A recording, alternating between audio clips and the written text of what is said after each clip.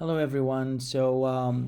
Now we continue into a new topic, which is strings and string manipulation. And as usual, I always make a lot of typos at the beginning, so you're gonna have to put up with me for a little bit. String manipulation.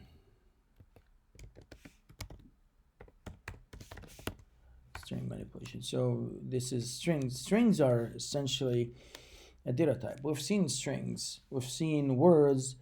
Um, we worked with words. We worked with item descriptions and things like that. So how do we declare a variable of type string? Say the item, we want to declare a variable called item name, and the item name is carrots like that. So this variable now, if we print the type here, printing the type of the variable, item name like that. This is going to tell us that this is a variable of type string. Clearly, it's an object. But for the time being, we have to just know that it is a data type that is known to be string.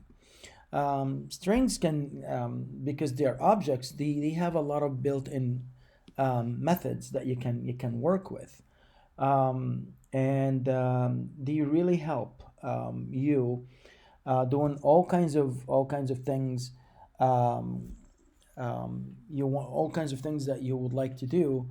For instance, that word here, we can ask if it starts with um, a C, the letter C, like that. And if we actually, we don't have to print it because we're using Jupyter Notebook, so this expression will be evaluated and the result will be printed like that. So it does start with a C. And let me show you, if we do another one like that, and with a small C, it says false, despite the fact that carrots here starts with a C, but there's one on uppercase and there is one with a lowercase. So clearly here the case is important. So the strings are case sensitive, meaning the two words, say, if we declare item name 2 to be carrots, like that, with a lowercase. Now, if I want to check the equality of these two guys, if item name is equal or equals item name 2, we're gonna say print yes indeed. Otherwise, we're gonna say unfortunately not. Not exactly like that. So if we do this, we're gonna get an error because I mistyped the word print. And as you can see, despite the fact that these two guys, carrots and carrots here, are identical from your own perspective, they are all about carrots, but one of them is an uppercase and one of them is a lowercase. And that means they are not exactly the same. By looking at this here, we also just learned how to compare strings equality, if these two guys are equal or not. Well, you might be a little bit annoyed and you can say, well, if I can get rid of the case, maybe these guys are going to be equal, because they are equal in a way. So is there a way that I can convert this case to all maybe uppercase or all lowercase or something like that? And then if I compare, then they will be different. So let me show you. If I take the item name here and I invoke a function called lower, like that, and I'm going to print it just for the sake of completion in case you do this on a different platform. So if I do this, it shows me that the word, even though it was with an uppercase caret here, but invoking the word lower converts the entire string into a lowercase. All right. What about the second one here? So the second item, I'm going to invoke another function called upper, like that, and I'm also going to print it using the print function. And as you can see, it was, even though it was all lowercase, it was converted here into all uppercase using the upper function. And I want to tell you something. There is a difference here between the length function of a string. If I do the length here, it's going to give me the length. So the length is a built-in function in the Python language. It's not part of the program. You don't invoke it like this. It's not part of the string object. However, the way we're calling the upper or lower functions, because they are part of the object, they are part of the methods embedded into the objects. If you actually go through the lecture where I taught objects, you will find out that there are instant methods. I mean, instance messages. I have to say that again. Instant methods. Instant methods. That's correct. So they are methods. That's right. And these methods are invoked against the object itself. And this is an object of type string. That's why we use the dot operator here. This is the operator that we need to use to be able to invoke a function on it. Now, if I want to compare, if I want to compare these two guys after, let me so we actually did the uppercase here and lowercase. So let me compare. If I take this guy here like that, the first object, and I'm going to convert it into a lowercase, and I'm going to ask if it is equal to the other variable, and I'm also going to convert it all to the same case. This is gonna tell me yes indeed, like that. Otherwise, else, I'm gonna say no, it's not. No, it is not. So if we print this now, as you can see, originally they were not equal. Carrot and carrot, carrots and carrots, one with uppercase, one with lowercase. They were not equal. But if I convert them into both lowercase using the lower function that I invoke it on the string object that I created, which is a variable, it's a variable of type object, and this object is of type string. So if I convert them into upper or lower, then it's going to convert them into lowercase, and therefore they will be equal. That's why we see this function here. All right, what else can we do with strings? Well, we can ask and say, well, here is a number that is stored as a string. And why would we store a number as a string? I'll tell you why. And as a matter of fact, here's how I'm going to tell you why. Input, enter a number. And then I'm going to print that number, but I'm also going to print the type of that number as well. So if I run this code, it's going to ask me to enter number 1, 2, 3, 4, 5, like that. And when I print the type, it's telling me it's a string, even though I entered the number. But remember, when you receive some data from the keyboard using the input function, it always comes in the form of a string, not a number. What did we do to convert this? We always used the integer function that is built in, part of the Python language, not part of the string or part of the number functions. And now if I convert it, it is going to give me the number. And as you can see, if we actually print that number here, it will be between quotes, enter a number 1, 2, 3, 4, 5, 6, 7, like that. And as you can see here, it's a string. But here it's not a string, but I guarantee it to you, if we print also the type here, it will be redundant because we already know here it says it's a number. Okay, so now suppose I just received this guy here from the keyboard, or I read it from a file. How do I know that I'm actually working with a number? Suppose I ask somebody to enter a number 1 2 3 4 A B C D whatever. Okay, so clearly this is not a number. It has numbers, but it's not the number that we're looking for. So how do I validate? How do I know that what I'm working with is a number? Is there a function in the string class that can tell me that string that I entered is a number or not? There is a function called isDigit. All the functions that are supposed to be answering a question, whether it's a true or false, it's usually start with the word is.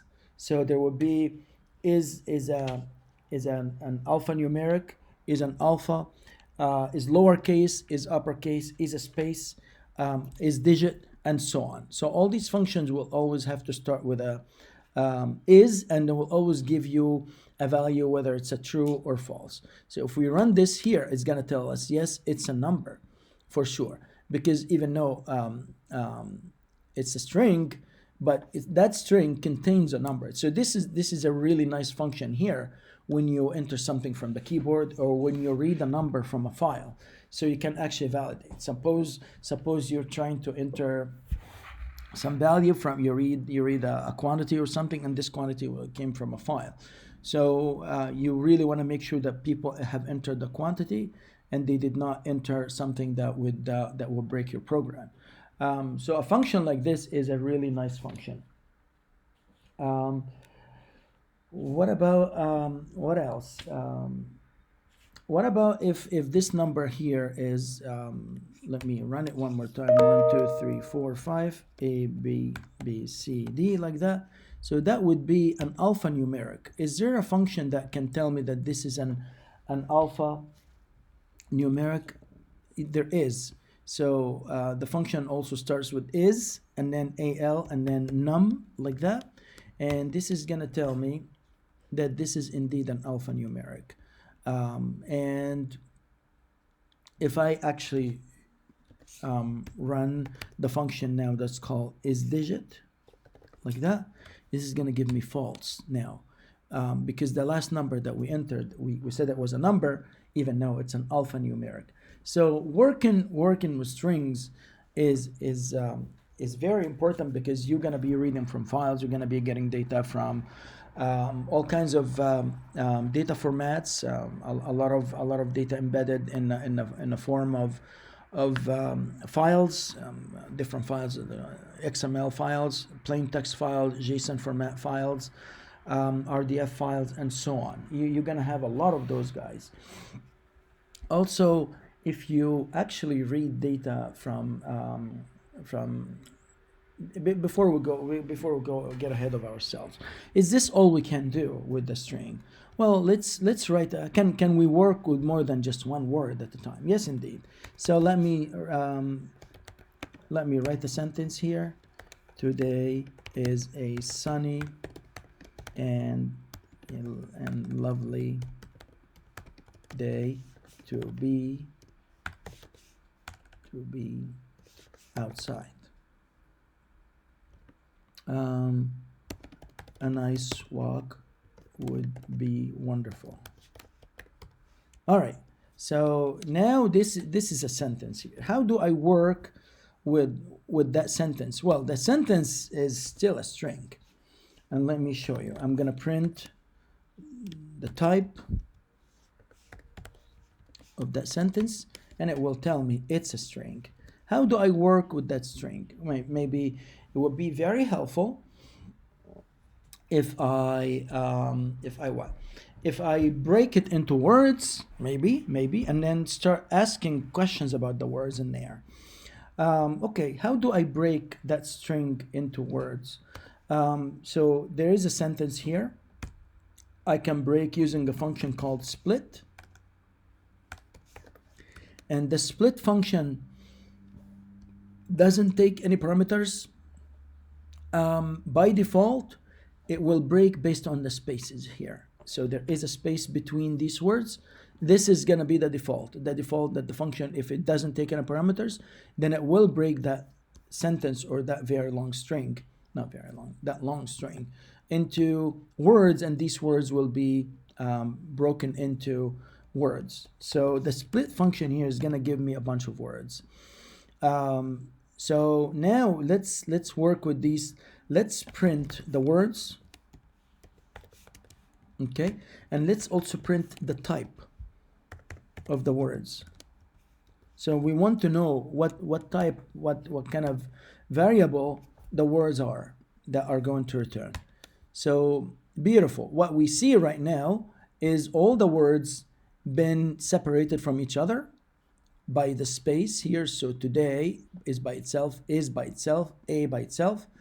And it's also telling me that this is a list of words.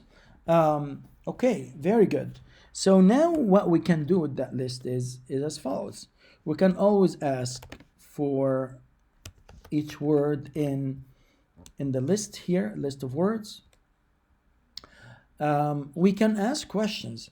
If the word starts with, if the word starts with an S, and if you really don't want to worry about the case, convert all of these guys, all the words, each word to a lowercase. So you can ask a question with you can ask any question you want, and then you ignore the case. If the word starts with an S, then let's print the word like that.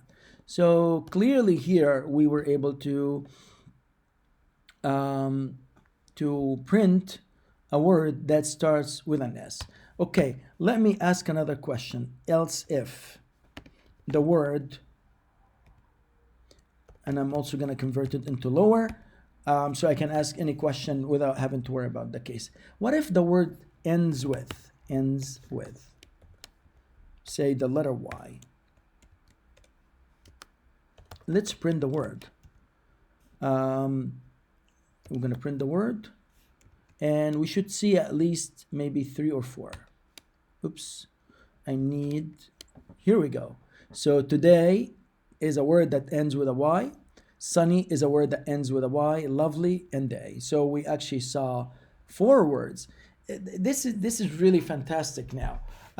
If you let me ask you another. Let me give you another thing. Another appreciation here. If that word is upper, if the word is uppercase, I want to see all the words that are uppercase. Some of these words could actually be nouns or something. I don't know. But let's just print the words that start with an uppercase.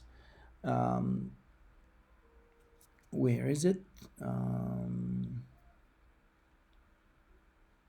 Let's just print the word here. Right, so now we have to ask, well, we can do this because now only one condition will be evaluated. But now we can ask if the word is upper. Well, we have a word that's supposed to be an upper. Is upper. Well, today is uppercase, right? Well, today is not all uppercase. Well, let me do it like that. That will be all uppercase. Here you go. Let me uncomment this as well. Now it actually printed, it printed the word. It printed these two guys together, and it printed this other if statement separately. Because this was executed, so we gotten all the words, and this was also executed, so we gotten today as well.